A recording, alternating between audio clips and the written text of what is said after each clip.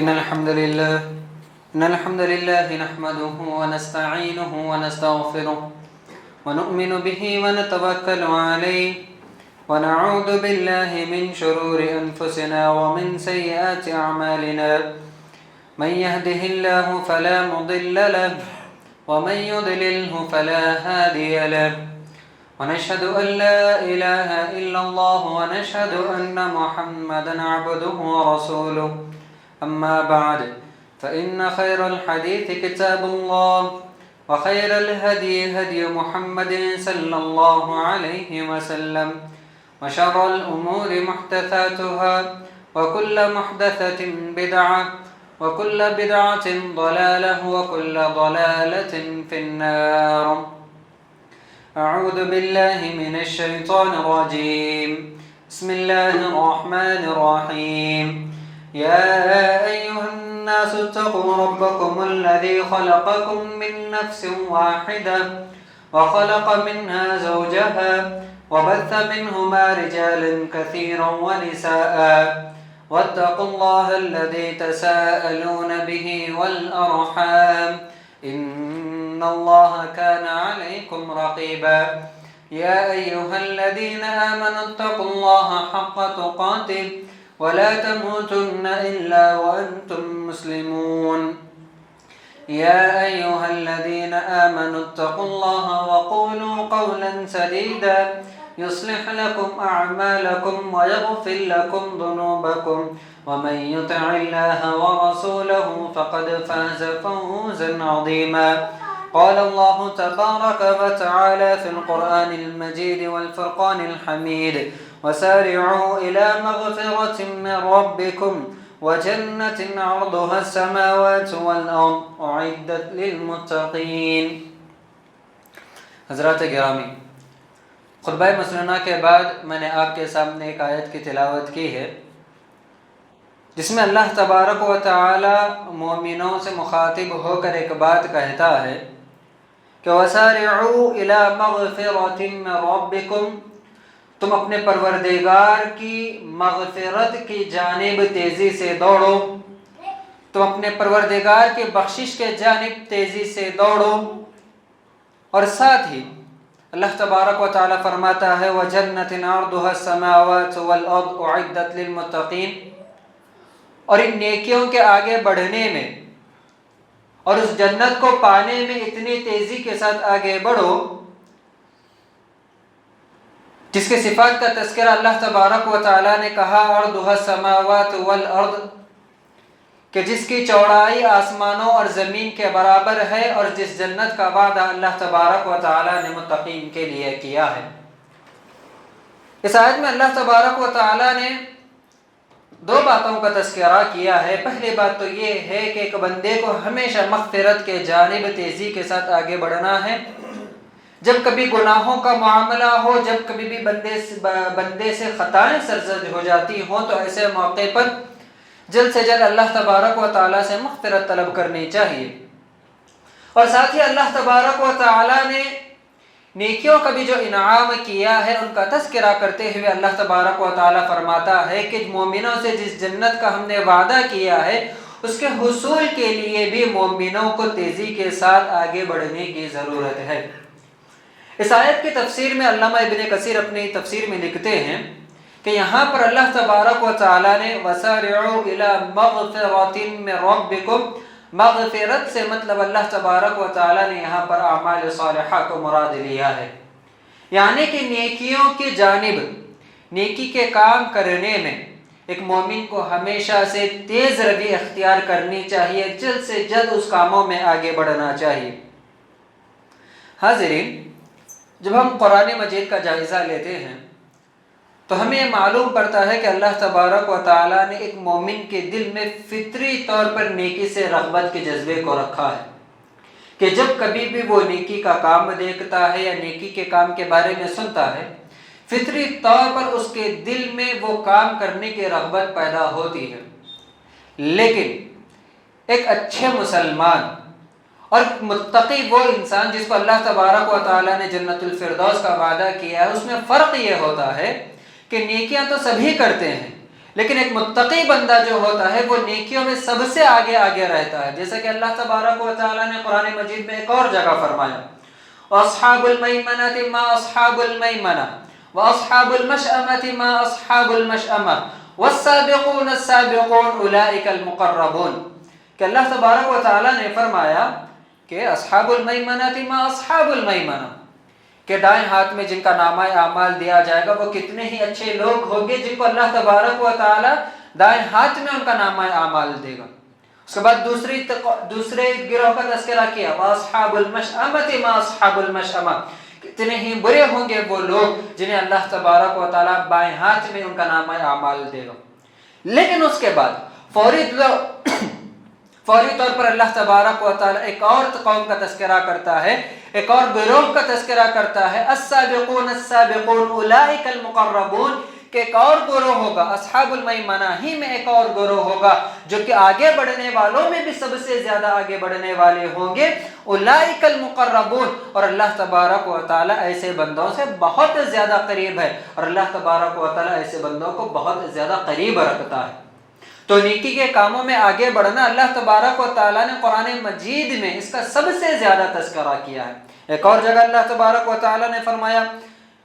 یا ایھا الذین آمنوا ارکعوا واسجدوا واعبدوا ربکم وافعلوا الخیر لعلکم تفلحون، کہ اے ایمان والو نماز پڑھو، یا ایھا الذین آمنوا ارکعوا واسجدوا واعبدوا ربکم، اے ایمان والو رکوع کرو، سجدہ کرو، اپنے رب کی عبادت کرو، وَفَعَلُوا الْخَيْرَ لَعَلَّكُمْ تُفْلِحُونَ، وَفَعَلُوا الْخَيْرَ یہاں پر جو علماء نے اس کا جو تذکرہ کیا ہے، وَفَعَلُوا الْخَيْرَ نیکی کے طرف تیزی سے آگے سے بڑھو، لَعَلَّكُمْ تُفْلِحُونَ اگر تم چاہتے ہو تاکہ تم کامیاب ہو جاؤ۔ اتنا ہی نہیں، اللہ تبارک و تعالیٰ نے قرآن مجید میں خصوصی طور پر مومنوں کی یہ صفت بیان کی ہے، وَفِي ذَلِكَ فَلْيَتَنَافَسِ الْمُتَنَافِسُونَ، ایک مومن کا یہ کردار ہوتا ہے کہ نیکیوں کے معاملے میں وہ منافست کرتے ہیں۔ وہ جب دیکھتے ہیں کہ کوئی بندہ مجھ سے زیادہ عبادتیں کر رہا ہے، کوئی بندہ قرآن مجید کی تلاوت میں مجھ سے اچھا ہے، تو ان کی منافست جو ہوتی ہے، ان کا جو کمپٹیشن ہوتا ہے وہ اس بات میں ہوتا ہے کہ اگر وہ ایک رکوع پڑھ رہا ہے تو میں 2 رکوع قرآن پڑھوں گا، اگر وہ اتنا رکعت نماز پڑھتا ہے تو میں اس سے زیادہ نفلی نمازوں کا اہتمام کروں گا۔ وَفِي ذَلِكَ فَلْيَتَنَافَسِ الْمُتَنَافِسُونَ، یہی معاملات ہمیں اصحاب صحابہ کی زندگی میں بھی نظر آتا ہے کہ اللہ کے حضرت عمر ابن خطاب رضی اللہ تعالیٰ عنہ غزوہ تبوک کے موقع پر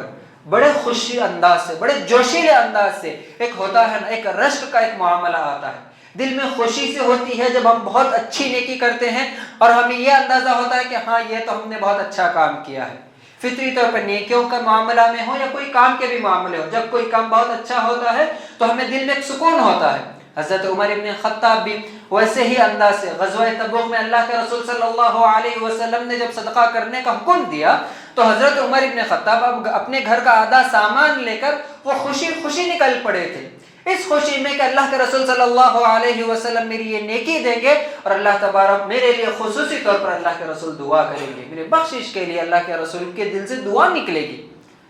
حضرت عمر ابن خطاب لے کے نکلے،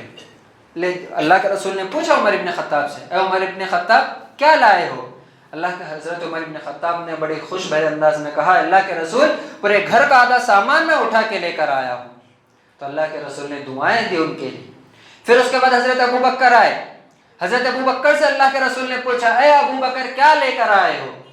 ابو بکر نے کہا، اے اللہ کے رسول گھر میں صرف آپ کا اور اللہ کا نام چھوڑ کے آیا ہوں، جو کچھ تھا سبھی کا سبھی اٹھا کے لایا۔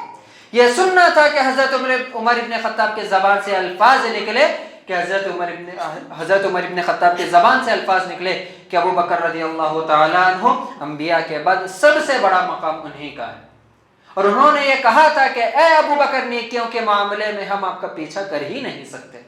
ورنہ حضرت عمر ابن خطاب کی کوشش ہوتی تھی کہ حضرت عمر ابن خطاب نیکیوں کے معاملے میں حضرت ابو بکر سے ہمیشہ کمپٹیشن میں رہتے تھے۔ ہمیں ملتا ہے اس احادیث میں ان کا تذکرہ ملتا ہے، سیر صحابہ میں ان کا تذکرہ ملتا ہے، لیکن جب حضرت عمر نے یہ انداز دیکھا حضرت ابو بکر کا، انہوں نے وہ کمپٹیشن ہی کو چھوڑ دیا تھا۔ یہ معاملہ ہوتا ہے صحابہ کی زندگی میں، وَفِي ذَلِكَ فَلْيَتَنَافَسِ الْمُتَنَافِسُونَ، نیکیوں کے معاملے میں ہمیں کمپٹیشن نظر آتا ہے۔ یہی نہیں، سورۃ الانبیاء میں اللہ تبارک و تعالیٰ نے 17 سے زیادہ انبیاء کا تذکرہ کیا، ان کی دعاؤں کا تذکرہ کیا، ان کے مختلف صفات کا تذکرہ کیا، ان کے خصوصی صفات کا تذکرہ کیا۔ اس کے بعد کہا کہ انہم کانوا یسارعون فی الخیرات، کہ ان کے سب سے اہم جو صفت تھی، جو سب میں کامن تھی، وہ یہ تھی کہ انہم کانوا یسارعون فی الخیرات، کہ نیکی کے معاملات میں وہ سارے کے سارے تیزی کے ساتھ آگے بڑھتے تھے۔ کہ اللہ تبارک و تعالیٰ 17 انبیاء کی دعاؤں کی قبولیت کا تذکرہ کرنے کے بعد ان کو پریشانیوں سے کیسے اللہ تبارک و تعالیٰ نے نکالا، ان کا تذکرہ کرنے کے بعد جو پہلی صفت جس کی وجہ سے اللہ تبارک و تعالیٰ ان سے رضامند ہوا، جس صفت کا وہ تذکرہ کرتا ہے، وہ یہ انہم کانوا یسارعون فی الخیرات، کہ یہ لوگ نیکیوں کے معاملے میں آگے بڑھا کرتے تھے۔ حاضرین، اب میں تھوڑے سے مختصر طور پر صحابہ کی زندگی کا بھی اور اللہ کے رسول صلی اللہ علیہ وسلم کی زندگی کا تذکرہ کر کے اپنی بات کو ختم کرتا چلوں گا۔ ہم جب نبی کریم صلی اللہ علیہ وسلم کی زندگی کو جھانک کر دیکھتے ہیں، نبی کریم صلی اللہ علیہ وسلم کی زندگی کے واقعات میں نبی کریم صلی اللہ علیہ وسلم ایک مرتبہ بعد نماز عصر اچانک اٹھ کے کھڑے ہوئے اور صحابہ کے کاندھوں کو پھلانگتے ہوئے اللہ کے رسول صلی اللہ علیہ وسلم اپنے حجرے میں تشریف لے گئے۔ صحابہ پریشان ہو گئے، حیران و پریشان تھے۔ کیونکہ نبی کریم صلی اللہ علیہ وسلم کا یہ معمول تھا کہ جب کبھی بھی نبی کریم صلی اللہ علیہ وسلم نماز ختم کرنے کے بعد صحابہ کی طرف رخ کر کے بیٹھ جاتے تھے اور لمبے وقت تک بیٹھے رہتے، کیونکہ صحابہ کو اگر کوئی سوال ہو تو آ کے پوچھ لے، کسی بات میں کوئی تذکرہ ہو، گفتگو ہو۔ نماز عصر کے بعد یہ آپ کا معمول تھا کہ آپ بہت دیر تک مسجد میں بیٹھے رہتے تھے، اور یہ پہلی مرتبہ ہوا تھا کہ سلام پھیرنے کے فوری بعد نبی کریم صلی اللہ علیہ وسلم نے اپنی جگہ سے اٹھے اور فوری طور پر صحابہ کے کاندھوں کو پھلانگتے ہوئے اپنے گھر کی طرف چلے گئے۔ پھر تھوڑی دیر کے بعد نبی کریم صلی اللہ علیہ وسلم واپس آئے تو صحابہ نے پوچھا، اے اللہ کے رسول، ہم نے آپ کا خلاف معمول کچھ حرکت دیکھی آج، ہم نے دیکھا کہ اللہ کے رسول آج فوری طور پر اپنے کاندھوں کو پھلانگتے ہوئے چلے گئے، کیا ماجرا ہے، کیا معاملہ ہے؟ تو اللہ کے رسول صلی اللہ علیہ وسلم نے کہا، دوران نماز مجھے خیال آیا کہ میرے گھر میں صدقے کے کچھ کھجور پڑے ہیں، یا ایک اور روایت میں صدقے کا کچھ سونے کا کچھ حصہ پڑا ہوا ہے، تو میں اپنے گھر والوں کو حکم دے کر آیا کہ فوری طور پر اس کو صدقہ کر دو، فوری طور پر اس کو غریبوں میں بانٹ دو۔ یہاں پر دیکھیں نبی کریم صلی اللہ علیہ وسلم اس کو بانٹنے ہی والے تھے، اب نہیں تو تب کا معاملہ تھا۔ عصر کی نماز پڑھنے کے بعد تھوڑی دیر بیٹھنے کے بعد اللہ کے رسول صلی اللہ علیہ وسلم گھر جاتے، وہ چیز یاد آتی اس کو تقسیم کر دیتے۔ اللہ کے رسول صلی اللہ علیہ وسلم تو اپنے حق کا مال اپنے پاس نہیں رکھتے تھے، تو صدقے کا مال اللہ کے رسول اپنے پاس کیسے رکھیں گے؟ لیکن اس کے باوجود نبی کریم صلی اللہ علیہ وسلم کو جیسے ہی خیال آیا کہ یہاں پر مجھے نیکی کرنے کا معاملہ درپیش ہے، تو فوری طور پر اللہ کے رسول صلی اللہ علیہ وسلم نماز پڑھنے کے بعد اپنے گھر گئے اور صدقے کا حکم دیا اور فوری طور پر واپس لوٹ کر آئے۔ اس کے علاوہ یہاں پر ایک اور بات ہمیں پتہ چلتی ہے، اور وہ یہ ہے کہ جب کبھی بھی دوسروں کے حقوق کے ادا کرنے کا جیسے ہی معاملہ ہو، اس میں جلد بازی اختیار کرنی چاہیے۔ بندوں کے حقوق کے ادا کرنے کا معاملہ جہاں کہیں پر بھی ہوتا ہے، ایک مومن کا یہ تقاضا ہے، ایک مسلمان کا یہ تقاضا ہے کہ ان کے حقوق کو ادا کرنے میں وہ جلد بازی کرے، وہ یہ نہ سوچے کوئی بات نہیں کل دیکھ لیں گے، یہیں پر تو ہیں، کہاں جا رہے ہیں، آج نہیں بعد میں دیکھ لیں گے، فرصت سے مل لیں گے۔ یہ ایک مومن کا معاملہ نہیں ہوتا۔ بندوں کے حقوق کی ادائیگی میں ایک مومن کا یہ معاملہ ہوتا ہے کہ فوری طور پر وہ حاضر ہوتا ہے۔ جیسا کہ مثال کے طور پر آپ کو پتہ چلا آپ کے پڑوسیوں میں کوئی بیمار ہے، تو ایک مومن کا یہ معاملہ نہیں ہوتا کہ وہ گھر پر بیٹھا رہے، تھوڑی دیر میں سستا لوں اس کے بعد جا کر ان سے مل لوں، نہیں۔ ایک مومن کا، ایک مسلمان کا سب سے اہم تقاضا یہ ہوتا ہے جیسے ہی وہ دیکھے گا کہ اس کے پڑوسیوں میں کوئی بیمار ہے تو فوری طور پر جا کر مل کر اس کی خیر خیریت پوچھے گا،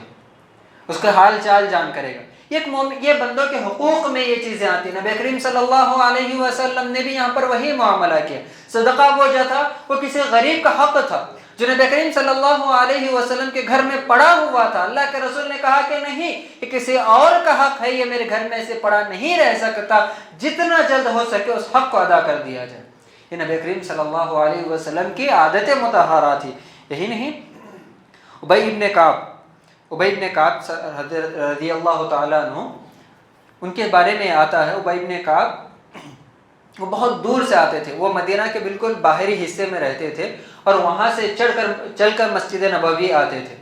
تو صحابہ نے ابی بن کعب سے کہا کہ کیوں نہ آپ ایک گدھا خرید لیجئے تاکہ اس کی سواری ہو سکے اور آپ کے آنے جانے کے سفر میں آسانی فراہم ہو سکے۔ تو ابی بن کعب نے کہا کہ اگر مجھے مسجد نبوی کے بازو بھی اگر مجھے گھر ملے گا تو میں اس میں نہیں رہوں گا۔ صحابہ نے تعجب ہو گئے کہ کوئی بندے کو مسجد نبوی کے بالکل مد مقابل اگر کسی کو گھر مل رہا ہے اور اس کے بالکل کلوز ہونے کے باوجود وہ اس کو انکار کر رہا ہے، کیا بات ہے؟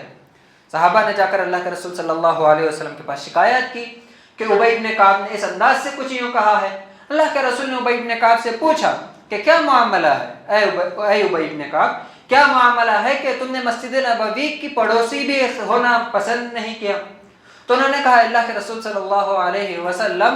آپ نے مسجد کے جانب چل کر آنے کے بے شمار فضائل بیان کیے ہیں، اور میں یہ نہیں چاہتا کہ میں جو اللہ تبارک و تعالیٰ نے یہ مجھے خوش نصیبی عطا کی ہے کہ میں مدینہ سے باہر رہ کر چل کر جو اتنی نیکیاں حاصل کرتے ہوئے آتا ہوں ان نیکیوں کو کھو دوں۔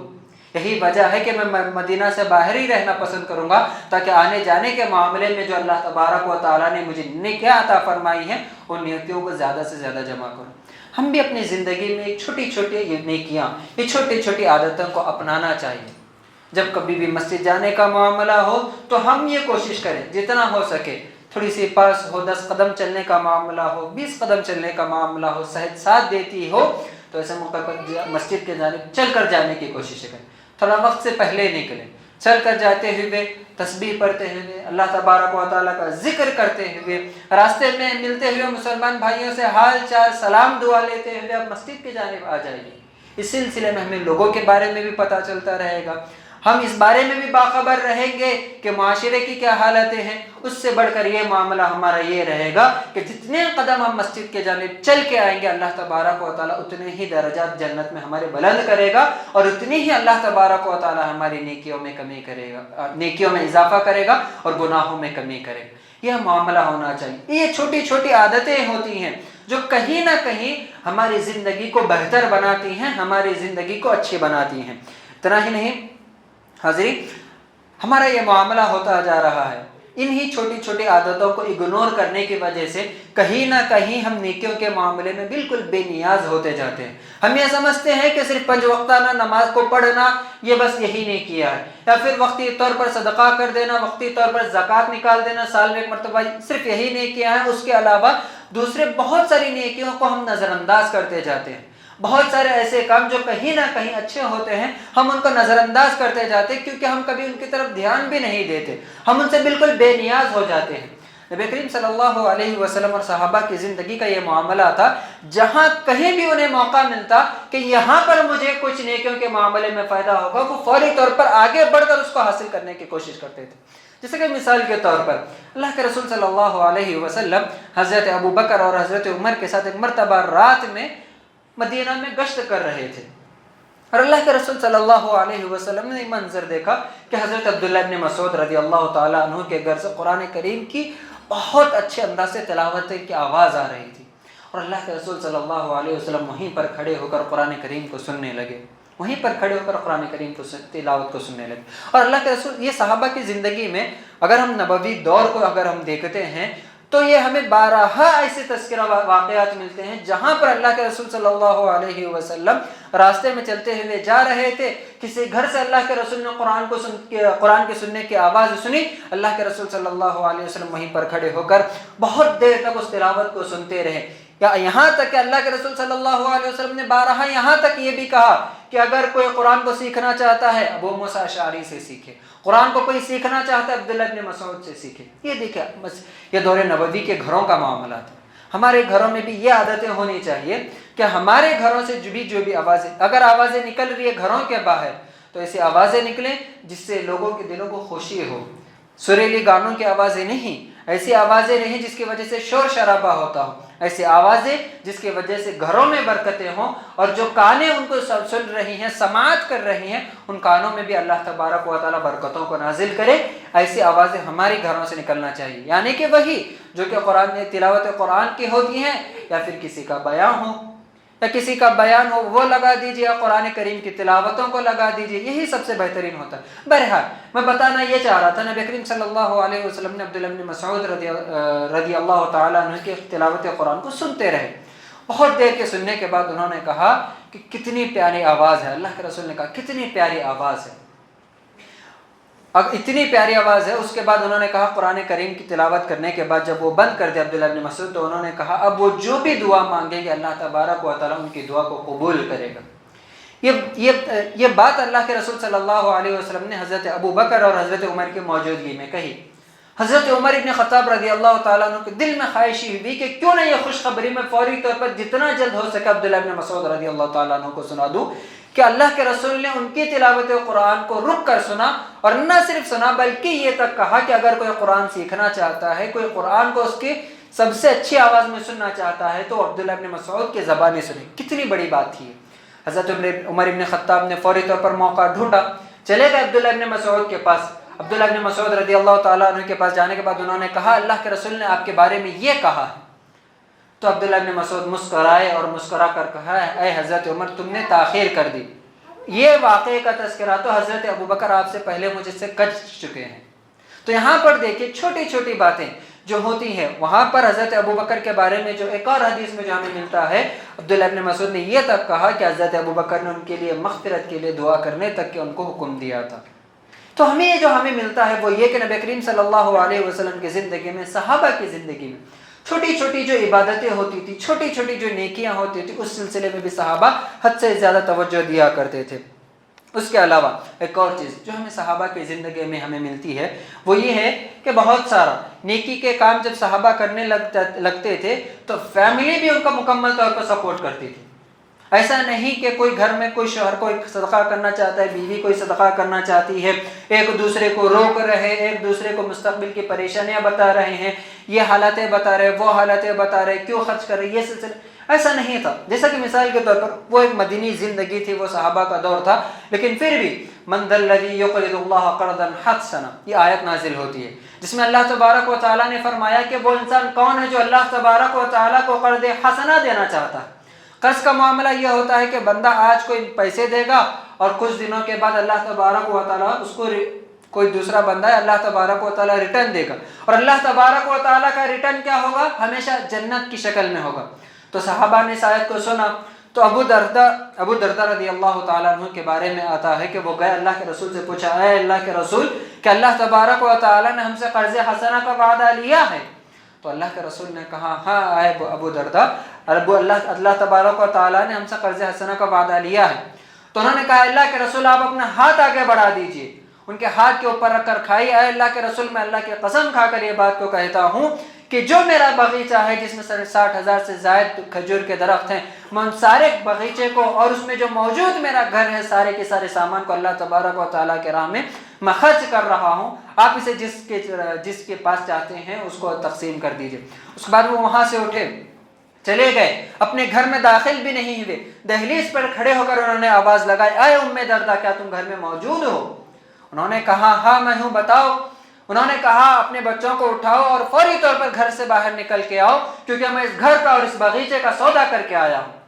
تو انہوں نے پوچھا کیسا سودا کر کے آئے ہو؟ تو انہوں نے کہا میں اس دنیا کی سب سے بہترین ڈیل لے کر آیا ہوں, سب سے بہترین سوداگر سے سودا کر کے آیا ہوں, اور وہ سوداگر اللہ تبارک و تعالیٰ ہے. ام دردہ یہ بات کیا سننا تھا, وہ فوری طور اپنے بچوں کو اٹھاتی ہیں اور اپنے گھر سے باہر آتی ہیں اور وہ کہتی ہیں کہ یہ سب سے بہترین سودا ہے اور اس کا اجر ہمیں ضرور ملے گا, اور اس کے بعد اس باغیچے کو اور اس گھر کو چھوڑ کر چلی جاتی. ہمیں یہ صحابہ کی زندگی کا ہمیں واقعات ملتا ہے. یہ صحابہ کی زندگی تھی, یہ صحابہ کے اعمال کریمہ تھے. ہمیں یہ صحابہ کی زندگیوں سے درس لینے کی ضرورت ہے, ہمیں صحابہ کی زندگیوں سے سیکھنے کی ضرورت ہے. جب کبھی بھی نیکی کا جب جیسے ہی معاملہ ہوتا ہے تو ایک دوسرے کو سپورٹ کرنے کی کوشش کریں, ایک دوسرے کے سلسلے میں کمی و بیشی یا ہاتھ پیچھے کھینچنے کی کوشش نہ کریں, ان کے دلوں میں خوف پیدا کرنا یا ان کے دلوں کو کسی حساب سے لاجیکل چیزوں سے روکنے کی کوشش نہ کریں. اس کے علاوہ ایک اور چیز جو میں بیان کرنا چاہتا ہوں وہ یہ ہے کہ جب کبھی بھی صدقات و خیرات یا نیکیوں میں بڑھ چڑھنے کا جب بھی معاملہ ہوتا تھا, ہم صحابہ کے واقعات تو بے شمار سنتے ہیں, لیکن صحابیات بھی حضرت اللہ کے رسول صلی اللہ علیہ وسلم کے زمانے میں صحابیات بھی کئی بار ایسا بھی ہوا ہے کہ وہ صحابہ سے آگے بڑھ کر اس سلسلے میں پیشکش رہتے تھے. جیسا کہ مثال کے طور پر نبی کریم صلی اللہ علیہ وسلم نے ایک مرتبہ نماز عید کے بعد اللہ کے رسول صلی اللہ علیہ وسلم نے صدقات و خیرات کرنے کا حکم دیا۔ اس کے بعد صحابیات کے پاس سے جو جھولی گئی تھی، جو منظر احادیث میں بیان کیا جاتا ہے وہ یہ ہے کہ بعض صحابیات اپنے کنگنوں کو نکال کر اس جھولی میں ڈال رہی تھی، تو بعض اپنے بالیوں کو، جو سونے کی بالیاں تھیں، ان کو نکال کر اس جھولی میں ڈال رہے تھے اور اللہ کے راہ میں صدقہ کر رہی تھی۔ ہمیں یہ واقعات، ہمیں تذکرہ ملتا ہے۔ اتنا ہی نہیں، نبی کریم صلی اللہ علیہ وسلم کی زندگی میں نے تو صحابیات نے شکایت ہی کر دی تھی، اللہ کے رسول آپ اپنا سارا وقت صحابہ کے ساتھ گزارتے ہیں، ہمیں بھی کچھ سیکھنے کا موقع دیجیے، آپ ہمارے ساتھ بھی وقت گزاریے، ہمیں بھی تو دین کی باتیں بتائیے۔ یہ صحابیات کی زندگی کا ہمیں نمونہ ہمیں ملتا ہے، یہ صحابیات کی زندگی کا ہمیں سبق ملتا ہے کہ نہ صرف مرد حضرات بلکہ مرد حضرات سے کئی زیادہ خواتین بھی نیکیوں کے معاملے میں بڑے آگے بڑھ کر حصہ لیتی تھیں۔ حاضرین، خلاصہ کلام کیا ہے؟ ماہ رمضان، ہم ماہ رمضان کے سلسلے میں پچھلے 2-3 ہفتے سے بارہا مختلف خطبات میں کہیں نہ کہیں کسی نہ کسی انداز میں سنتے آتے ہیں۔ حاضرین، ماہ رمضان کی تعلیمات کا خلاصہ اگر کہنا چاہوں وہ یہ ہے کہ خالق کی عبادت میں بندہ چاہے کتنا بھی ٹوٹ جائے لیکن وہ مخلوق کے حقوق کو ادا کرنے سے کوتاہی نہ برتے۔ ہم روزہ رکھتے ہیں، ہم روزہ کیوں رکھتے ہیں؟ اللہ تبارک و تعالیٰ کو خوش رکھنے کے لیے روزہ رکھتے ہیں۔ روزہ رکھتے ہیں فطری معاملہ ہے کہ جب دوپہر کا وقت گزرنے لگتا ہے، افطاری کا معاملہ جیسے قریب ہونے لگتا ہے، بندے کے اندر کمزوری سے آنے لگتی ہے، اس کا من ہوتا ہے کہ وہ کہیں کسی ٹھنڈی جگہ پر بس بیٹھا رہے اور اس جگہ سے اٹھے نہ یہاں تک کہ افطاری کا وقت آ جائے۔ یہ فطری معاملہ ہوتا ہے، بندوں کے اندر کمزوری ہوتی ہے، فطری چیز ہے۔ لیکن اس کے باوجود بھی وہ جب کبھی بھی اب کسی غریب کو دیکھتا ہے یا افطاری کا سامان لینے کے لیے نکلتا ہے تو اس کے خیال میں جیسے آتا ہے کہ ارے ہاں فلاں جگہ کوئی غریب رہتا ہے، فلاں جگہ کوئی حاجت مند رہتا ہے، تو وہ اپنے ساتھ ساتھ ان والوں حاجت مندوں کی بھی افطاری لیتے ہوئے جا کر ان کا حاجت ادا کر کے وہ اپنے پاس اپنے گھر میں افطاری لے کر آتا ہے۔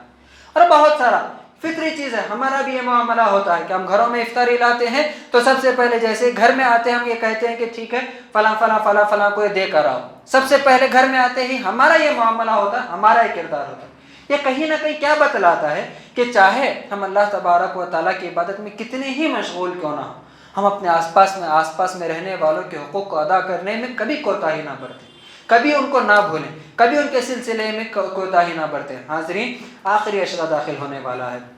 اور آخری عشرے کے سلسلے میں اب بارہا سنتے بھی آئے ہیں اور جانتے بھی ہیں، لیکن ایک مومن ہونے کی حیثیت سے ایک مومن کو جو بھی باتیں بتائی جاتی ہیں وہ نارملی سب جانتے ہیں۔ بہت سارے لوگ شکایتیں بھی کرتے ہیں کہ ہم سب جب رمضان کا معاملہ ہوتا ہے تو سب کے خطبات سیم ہی ہوتے ہیں، الگ الگ کیوں نہیں ہوتے، کہ سب وہی باتیں کرتے ہیں، سب ریپیٹڈ باتیں نظر آتی ہیں۔ تو میں نے کہا تھا کہ رمضان کا جب معاملہ آتا ہے تو ہم لوگوں کو نصیحت کرتے ہیں، علمی باتیں نہیں بتاتے، کیونکہ جمعہ کے خطبات جو بھی ہوتے ہیں وہ سب سے پہلے ذکر ہوتے ہیں۔ ذکر کیا ہوتی ہے؟ نصیحت ہوتی ہے، جس میں بندے جو تغافل کے شکار ہو چکے ہیں یا پھر ایسی حرکتیں یا ایسے اعمال یا ایسی چیزیں جس سے ہم کہیں نہ کہیں بے نیازی برتتے ہیں یا نہیں جانتے ہیں، اس سلسلے میں لوگوں کو آگے بڑھا سکے اور گناہوں سے یا پھر ان خطاؤں سے جو بے خیالی میں ہوتی ہیں ان سے روکا جا سکے، یہ کوششیں ہوتی ہیں۔ تو ہم جو بھی باتیں بولتے ہیں وہ نارمل ہی ہوتی ہیں، سب کو یہی کہتے ہیں قرآن مجید کی تلاوت کرنی چاہیے، سب جانتے ہیں۔ رمضان میں زیادہ سے زیادہ عبادتیں کرنی چاہیے، سب کو پتہ ہے عبادتیں کیا ہیں، سب کو پتہ ہے۔ لیکن میں یہ کہوں گا کہ آخری عشرے میں ہم داخل ہو رہے ہیں، ہم ایک معمول بنا لیں، ہمیں معمول بنا لیں کہ آخری کے 10 دنوں میں ہمارا ہر گزرنے والا دن، ہمارا ہر آنے والا دن ہمارے گزرنے والے دن سے عبادتوں کے معاملے میں بہتر ہو۔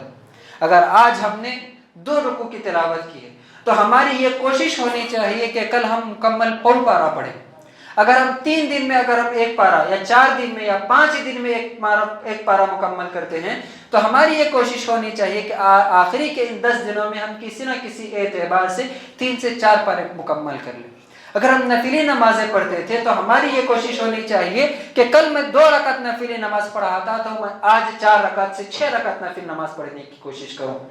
ہم یہ کوشش کریں کہ کل اگر مکمل 24 گھنٹے میں 1 گھنٹہ میں نے اپنا ذکر میں وقت لگایا تھا تو آج میں یہ کوشش کروں گا کہ 1.5 گھنٹہ میں ذکر میں اپنا وقت لگاؤں گا، ایک ساتھ نہ صحیح ایک ساتھ، لیکن اس وقت کو تقسیم کیجیے۔